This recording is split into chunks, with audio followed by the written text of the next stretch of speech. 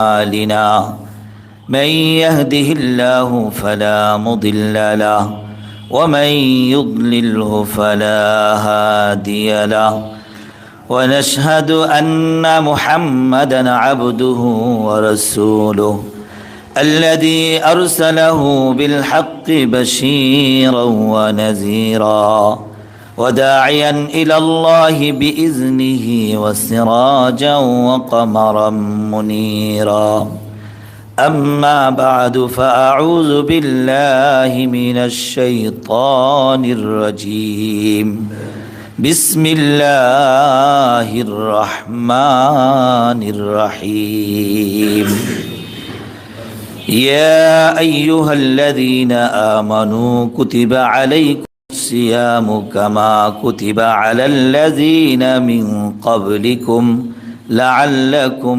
تتقون وقال رسول الله صلى الله عليه وسلم كل عمل ابن آدم له إلا الصيام فإنه لي وأنا أجزي به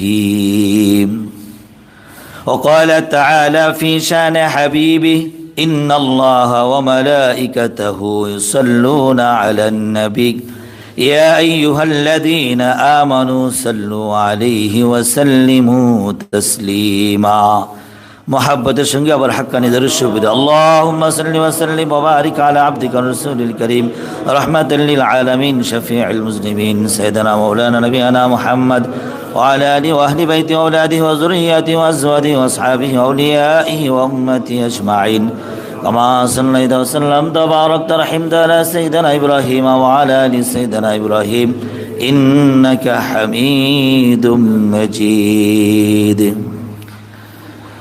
আলহামদুলিল্লাহ আল্লাহ পাকের কাছে লাখ কোটি শুকর ও সুজুদ যে মহান রব্বুল আলামিন আমাদেরকে পবিত্র রমজানুল মুবারক মাসে শের জামানার মুজাদ্দিদ সুফি মুফতি আজান গাছি রাহমাতুল্লাহ আলাইহি কর্তৃক নির্দেশিত রবিবারের কোরআন ক্লাস মজলিস নুরানি কোরআনী মজলিস জান্নাতের বাগানে আসার বসার তৌফিক দান করছেন এজন্য শুকরিয়া আদায় করে বলি আলহামদুলিল্লাহ। আল্লাহ পাক রব্বুল আলামিন আমাদেরকে রমজানের মাসের রোজা দান করছেন।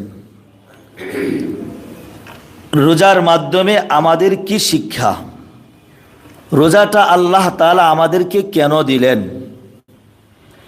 এবং শুধু আমাদের না আমাদের পূর্ববর্তী যত উম্মত আছে সমস্ত পূর্ববর্তী উম্মতদের উপরে রমজান রোজা ছিল। উদ্দেশ্য ছিল একটাই,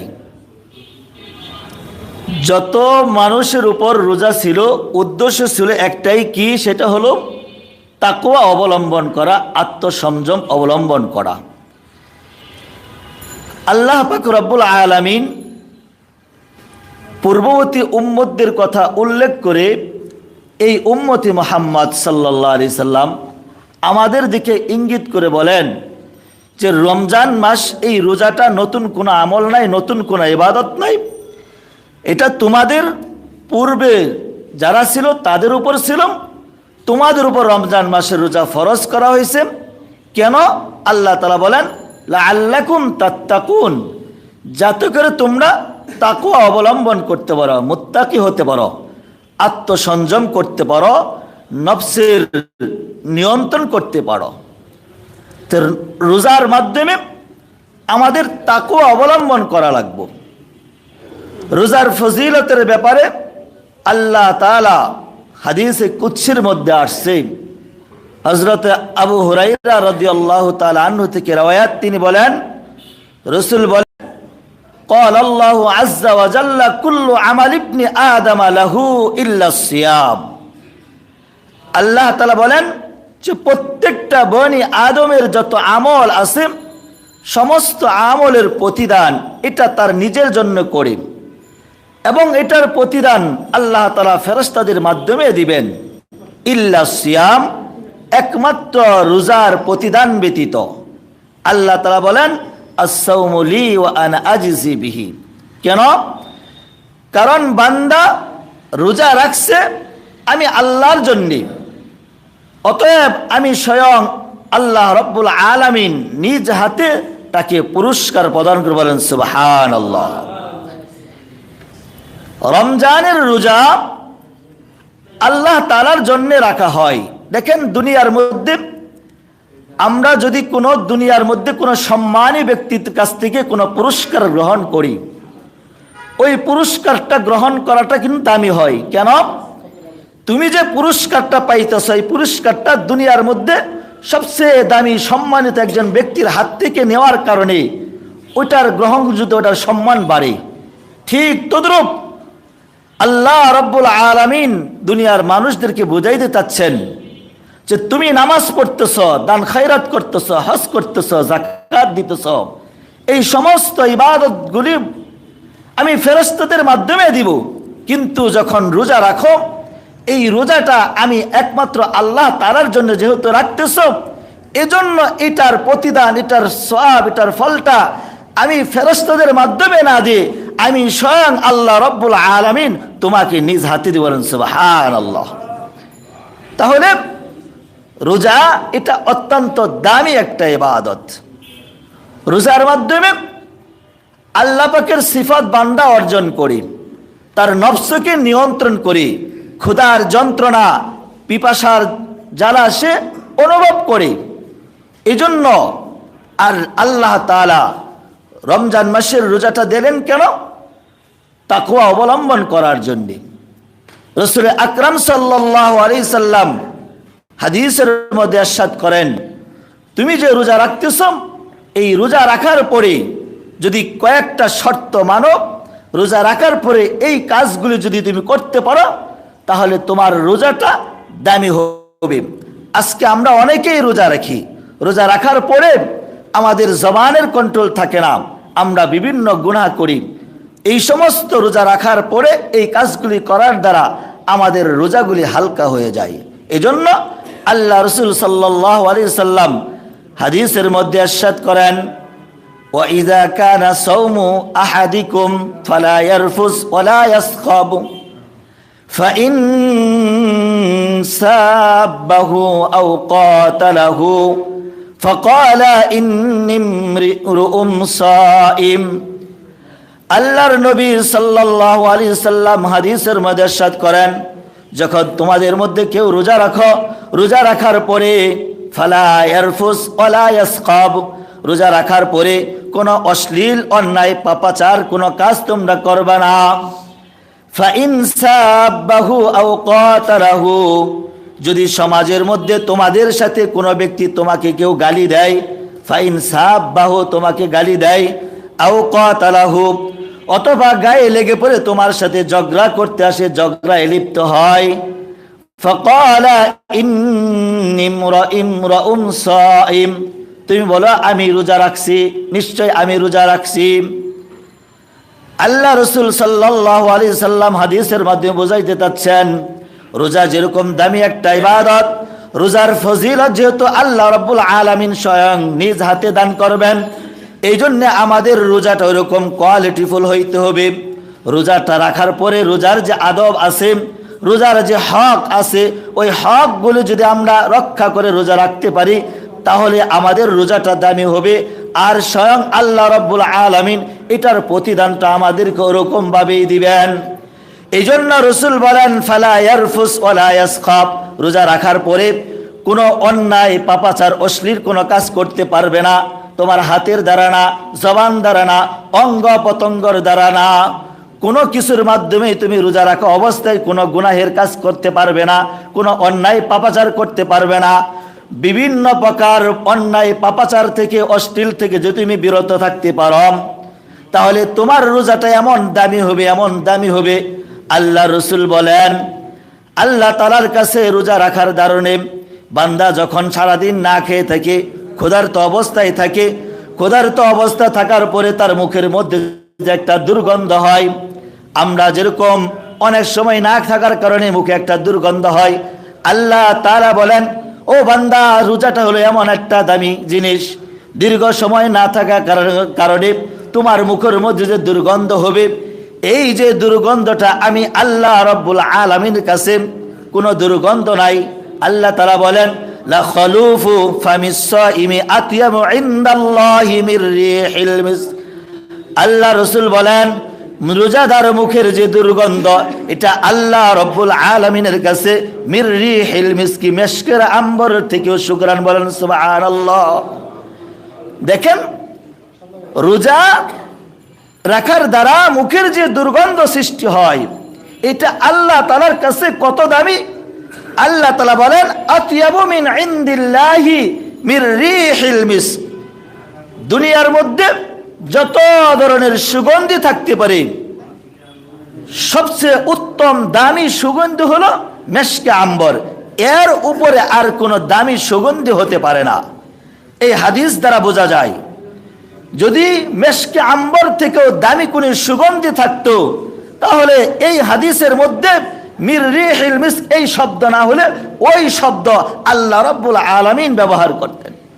অতএব এই হাদিস দ্বারা বোঝা গেল, পৃথিবীর মধ্যে সবচেয়ে দামি সুঘ্রাণ হলো মেশকে আম্বর। আর এই মেশকে আম্বর থেকেও রোজাদার বান্দার মুখের যে দুর্গন্ধ, এটা আল্লাহ তাআলার কাছে অধিক প্রিয়। বলেন সুবহানাল্লাহ। এই জন্য আল্লাহ তাআলা বলেন আসিয়ামু জুন্নাহ, এই রোজাটা হলো তোমার ঢাল। মা লাম ইয়াখরুকহা, এই রোজাটা, এই ঢালটাকে তোমরা কি করবে না, ছিদ্র করবে না। সাহাবায়ে কেরাম জিজ্ঞাসা করলেন, ইয়া রাসূলুল্লাহ, হাবিব আল্লাহ, রোজা হলো আমাদের ঢাল স্বরূপ, এটা আবার ছিদ্র হয় কিভাবে? রাসূল বলেন মাল গীবা, জবান দ্বারা, গীবতের মাধ্যমে, মিথ্যা কথা বলার মাধ্যমে। এই জন্য রোজা রাখার পরে আমার জবানের কন্ট্রোল করা লাগবে, জবানের নিয়ন্ত্রণ করা লাগবে। জবান দ্বারা অশ্লীল, মিথ্যা কথা, বেহুদা কথা, এই সমস্ত কথা থেকে আমার জবানটাকে যদি আমি কন্ট্রোল করতে পারি, আমার অঙ্গ পতঙ্গগুলি যদি বিভিন্ন পাপাচার থেকে মুক্ত রাখতে পারি, এবং আল্লাহকে রাজি খুশি করার জন্যে, সন্তুষ্টি লাভের জন্য যদি রোজা রাখতে পারি, তাহলে আমার রোজাটা হবে সবচেয়ে দামি রোজা। আর এটার প্রতিদান আল্লাহ রাব্বুল আলামিন স্বয়ং নিজ হাতে দিবেন। হাদিসের মধ্যে আরেক রাওয়ায়াতের মধ্যে আসছে ও আনা উজজা বিহি, অর্থাৎ রোজার প্রতিদান স্বয়ং আল্লাহ রাব্বুল আলামিন নিজে হয়ে যান। বলেন সুবহানাল্লাহ। এই জন্যে দেখেন, রোজার আগে, চাঁদ ওঠার আগের দিনের মাগরিবের নামাজ, এখনো চাঁদ ওঠেই নাই, রোজার আগের মাগরিবের নামাজ আমরা মসজিদে জামাতে পড়লাম। ওই নামাজটা পড়ার দ্বারা আমরা এক ওয়াক্তের সওয়াব পাইলাম। কিন্তু রমজানের চাঁদ ওঠার পরে একই মাগরিবের নামাজটা আদায় করার কারণে এরকম 70 বার মাগরিবের ফরজ নামাজ আদায়ের সওয়াব আল্লাহ রাব্বুল আলামিন আমাদের আমল নামায় দান করবেন। সুবহানাল্লাহ। এটা কিসের খাতিরে?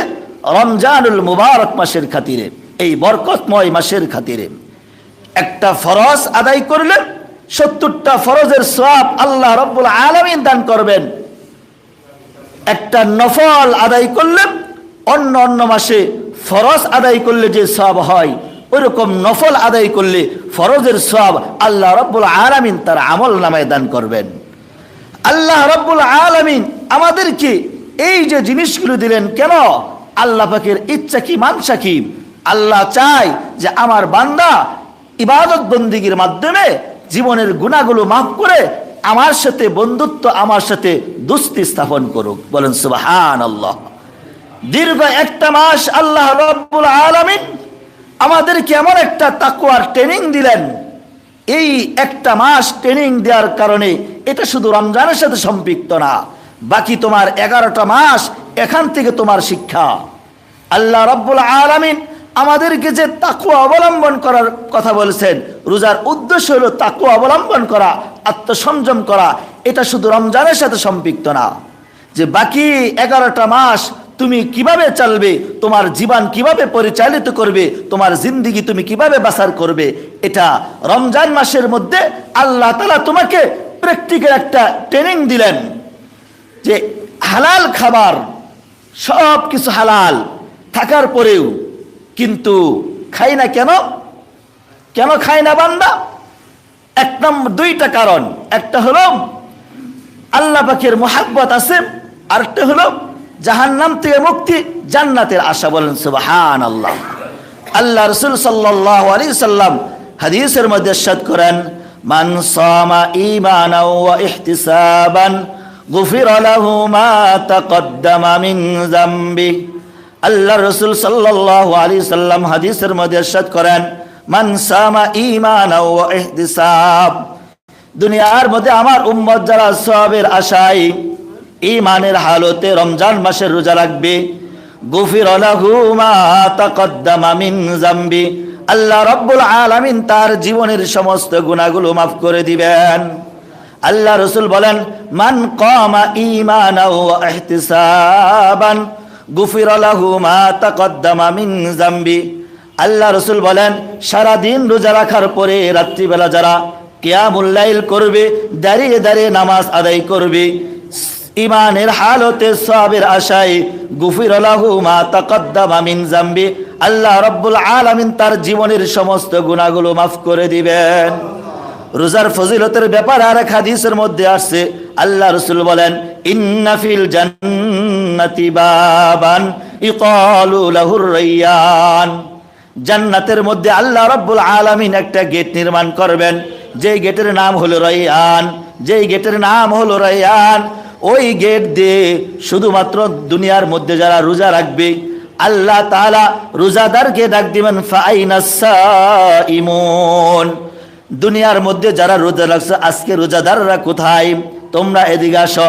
ফাদাখালু, রোজাদাররা ওই গেট দিয়ে প্রবেশ করবে, ওগুলি কবাবান, তারপর ওই গেটটা বন্ধ করে দেওয়া হবে, লা ইয়াদখুলু আহাদান গায়রুহু, ওই গেট দিয়ে আর কোনো বান্দা প্রবেশ করবে না।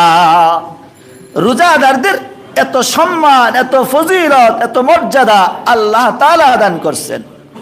এই জন্য রোজার হক অনুযায়ী আমাকে রোজা রাখতে হবে।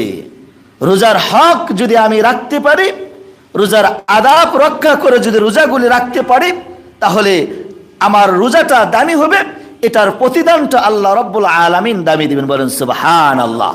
এই জন্য এক নম্বর শর্ত হলো আল্লাহ রাসূল সাল্লাল্লাহু আলাইহি সাল্লামের হাদিসের মাধ্যমে রোজা রাখা অবস্থায় ফালা ইয়ারফুস ওয়ালা ইয়াসখাব, কোন অশ্লীল পাপাচার অন্যায় কোন গুনাহের কাজ তুমি যখন করবা না, এরকম অবস্থায় যখন রোজা রাখবা, তখন তোমার রোজাটা আল্লাহ তাআলার কাছে কোয়ালিটিফুল হবে, দামি হবে, তখন এটার মর্যাদাও আল্লাহ তাআলার কাছ থেকে ওরকম পাওয়া যাবে।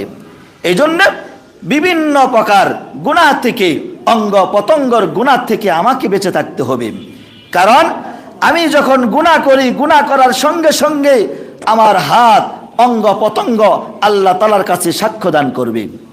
আমি যখন গুনাহ করব, যেই জমিনে গুনাহ করতেছি, রমজান মাসের রোজা ফরজ, সুস্থ সবল থাকার পরেও কাপড় দিয়ে টানানো পর্দা, লাল কাপড় গেরা দোকানের মধ্যে ঘরে ঢুকে রোজা ভাঙতেছে, খাইতেছেন, তুমি যেই দোকানে বসে খাইতেছ, কিয়ামতের ময়দানে এই জমিন তোমার বিপক্ষে সাক্ষী দিবে।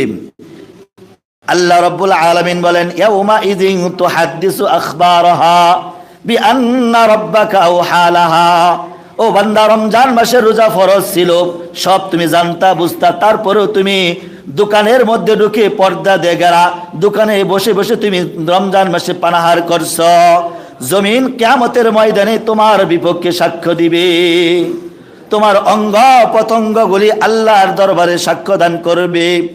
তখন আজকে আমরা জবান দ্বারা, মুখ দ্বারা জবান কথা বলতে পারি, কিয়ামতের ময়দানে জবান দ্বারা কথা বলতে পারবো না। আল্লাহ রাব্বুল আলামিন জবানের মধ্যে তালা মেরে দিবেন। আল্লাহুম্মা নাখতিমু আলা আফওয়াহিহিম ওয়া তুকাল্লিমুনা আইদিহিম ওয়া তাশহাদু আরজুলুহুম বিমা কানু ইয়াকসিবুন। আল্লাহ তাআলা সূরাতুল ইয়াসিনের মধ্যে আসছে, কিয়ামতের ময়দানে আল্লাহ তাআলা বান্দার মুখের মধ্যে তালা মেরে দিবেন, মোহর মেরে দিবেন। ওতুকাল্লিমুনা আইদিহিম, তোমার হাত কথা বলবে। ওয়াতাশহাদু আরজুলুহুম বিমা কানু ইয়াকসিবুন, তোমার পাও সাক্ষী দিবে। তুমি পাও দিয়ে হেঁটে হেঁটে কোন দোকানে বসে রমজান মাসের ফরজ রোজা ভঙ্গ করে পানাহার করছো, ওই পাও তোমার বিপক্ষে সাক্ষী দিবে। রমজান মাসের মধ্যে রোজা রাখা অবস্থায় বান্দা যদি দুনিয়ার কেউ না দেখে পিপাসায় কাতর হওয়ার পরে যদি রুমের দরজা বন্ধ করে অথবা পানিতে ডুব দিয়ে যদি এক ডুব পানি পান করে ওইটাও থেকে সে বাঁচতে পারবে না। কেন পারবে না? কিরামান কাতিবিন তাফআলুন, কিরামান কাতিবিন, দুইজন ফেরেশতা সম্মানিত লেখক আমাদের মধ্যে রয়েছে। এই দুইজন ফেরেশতা লিখতেছে, বান্দা রোজা রাখার অবস্থায় দুনিয়ার কেউ দেখে নাই, তুমি পানিতে ডুব দিয়ে এক ডুব পানি খাইছ, কিরামান কাতিবিন, এই সম্মানিত দুইজন ফেরেশতা থেকে বাঁচতে পারবা না। কিয়ামতের ময়দানে এই সাক্ষীগুলো আমার বিপক্ষে দাঁড়িয়ে যাবে। এই জন্য রমজান মাসের রোজা এটা আল্লাহ তাআলা আমাদেরকে দিয়েছেন যাতে করে আমাদের জীবনের গুনাহগুলো মাফ করে পরিষ্কার পরিচ্ছন্ন হয়ে একবারে পরিষ্কার হয়ে দুনিয়া থেকে যাইতে পারি। বলেন সুবহানাল্লাহ। এই জন্য আল্লাহ রাব্বুল আলামিন অন্য অন্য মাসে ইবাদত বন্দিগির করলে যে সওয়াব তার থেকে বেশি সওয়াব, সবচেয়ে বেশি সওয়াব রমজানে কেন দিলেন? যাতে করে বান্দা দুনিয়ার দুকায় পড়ে, দুনিয়ার মহাব্বত পড়ে সবে বরাত গেল, সবে কদর গেল পাইলা না, রমজান মাস আসছে, এই যে দিনগুলো আসতেছে এগুলার মধ্যে তুমি যে গুনার মধ্যে লিপ্ত আছো, ডুবে রইছ, এখান থেকে ফিরে আসো, আমি আল্লাহর দিকে ফিরে আসো। বাজহা, যে গুনার মধ্যে লিপ্ত আছো, গুনার মধ্যে ডুবে আসো, তুমি আল্লাহ রাব্বুল আলামিনের দিকে ফিরে আসো। দেখেন আল্লাহ রাব্বুল আলামিন তার বান্দাদের দিকে সব সময় রহমতের দৃষ্টিতে তাকায় থাকেন। কতক্ষণ পর্যন্ত? কিতাবের মধ্যে আসছে আল্লাহর এক বান্দা মূর্তি পূজা করত, ইয়া সানাম ইয়া সানাম, ৭০,০০০ বছর মূর্তি পূজা করছে। ৭০,০০০ বছর মূর্তি পূজা করার পরে হঠাৎ তার জবান দ্বারা একবার ইয়া সামাদ শব্দ বের হয়ে গেছে। সামাদ মানে আল্লাহর পাকের নাম, সূরা ইখলাসের মধ্যে আসছে কুল হুয়াল্লাহু আহাদ আল্লাহুস সামাদ। আস-সামাদ শব্দের অর্থ হলো বেনিয়াজ। ও বান্দা, ৭০ বছর যাবত আমি তোমার অপেক্ষায় ছিলাম, ৭০ বছর পর্যন্ত তুমি গুনার মধ্যে লিপ্ত ছিলা, মূর্তি পূজা করতা, বুত পূজা করতা, গাছের পূজা করতা, মাছের পূজা করতা। আজকে ৭০ বছর পরে তোমার জবান দ্বারা যখন আমি আল্লাহ রাব্বুল আলামিনের একটা শব্দ আস-সামাদ ইয়া সামাদ শব্দ বের হয়েছে, লাব্বাইক ইয়া আব্দি, আমি বান্দা তোমার সামনে হাজির। বলেন সুবহানাল্লাহ। এত বছর গুনার মধ্যে লিপ্ত থাকার পরে শুধু একবার জবান দ্বারা সামাদ শব্দ বের হওয়ার সঙ্গে সঙ্গে আল্লাহ রাব্বুল আলামিন তার ডাকে সাড়া দিয়েছেন। বলেন সুবহানাল্লাহ।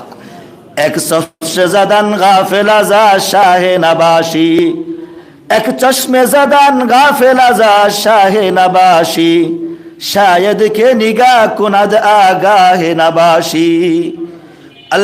আল্লাহর কলি বলেন, এক চশমে জাদান গাফেল আজা শাহে নবাসী, ও দুনিয়ার মানুষ, তোমরা এক পলক এক দৃষ্টি আল্লাহ পাকের রহমতের দৃষ্টি থেকে গাফেল থাকবা না। শায়দ কে নিগাহ কুনাদ আগাহে নিবাসী, যখন আল্লাহ পাকের দৃষ্টি থেকে, আল্লাহ পাকের স্মরণ থেকে যখন তুমি গাফেল থাকবা, হয়তোবা ওই সময় আল্লাহ রাব্বুল আলামিন তোমার দিকে রহমতের দৃষ্টি নজর দিছেন। যদি তুমি গাফেল থাকো তাহলে আল্লাহ পাকের দৃষ্টি থেকে দূরে সরে যাবা।